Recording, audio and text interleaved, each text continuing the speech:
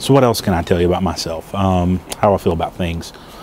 Let's hit some touchy issues. Why not? Let's talk about abortion.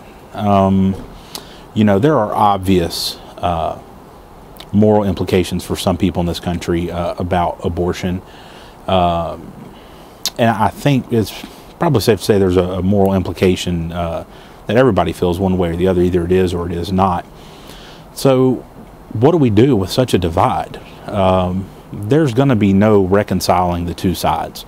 That's pretty obvious. So what we have to do is agree to disagree. And I know that's such a political thing to say, but my general view, and you're going to see this in a lot of things, is if somebody is doing something on their own and it doesn't affect me personally, and they're not using my tax money, because let's remember, tax money is personal. That's my money I'm giving to the government.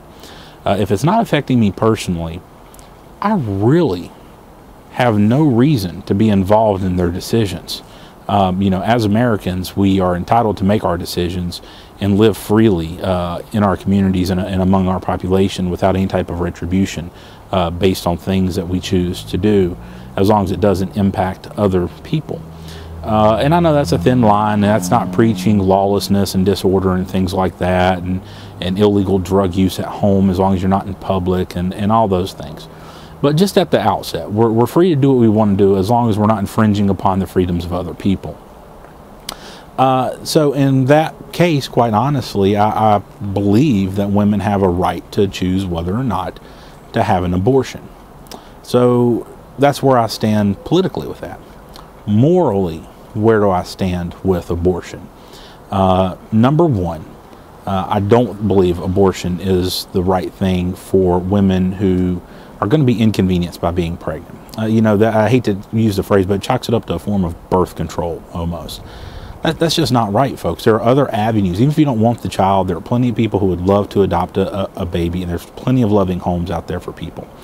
You know, and honestly, I don't really feel personally that it's right if the child's going to be born with a birth defect to have that child aborted either. There's plenty of handicapped and disabled people in society that are contributing members to society that bring so much to our communities and so much to their families of love and happiness. Why would you deprive yourself of that opportunity? Now, I do feel personally, you know, if a woman is raped or she's at some grave health risk carrying a child to term, you know, really, and I don't want to go biblical here, but God gives us the ability to learn things for a reason. And I believe those are some of the reasons that it's acceptable to have an abortion. So, you know, man, I can only imagine the responses this is going to get on YouTube or on the blog. Such a touchy subject with people. But, you know, I think when you talk to most Americans, again, we're a center-right country, they're going to feel the way I do. There are acceptable reasons, and then there are not acceptable reasons, is the way most people feel. You're going to have people on the extreme sides that says no matter what, they have the right to choose, and you're going to have people on the other side that says no matter what, that they don't have the right to choose, and they're going to be very much pro-life regardless of the situation. That's fine. That's okay. To both groups, I would say you're entitled to your opinion. But let's not remember that they're your opinions, and you cannot force them on anyone else.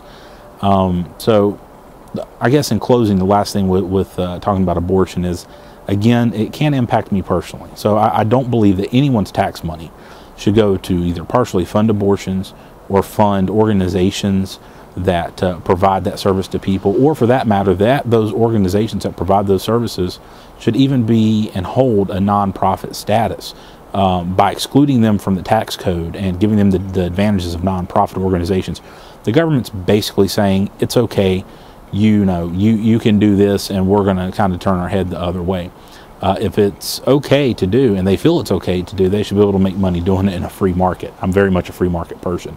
So no tax breaks, no nonprofits to fund abortions, but you have a right to do it if you want to out of your own pocket under the right conditions that suit you, and as long as it doesn't impact us as Americans.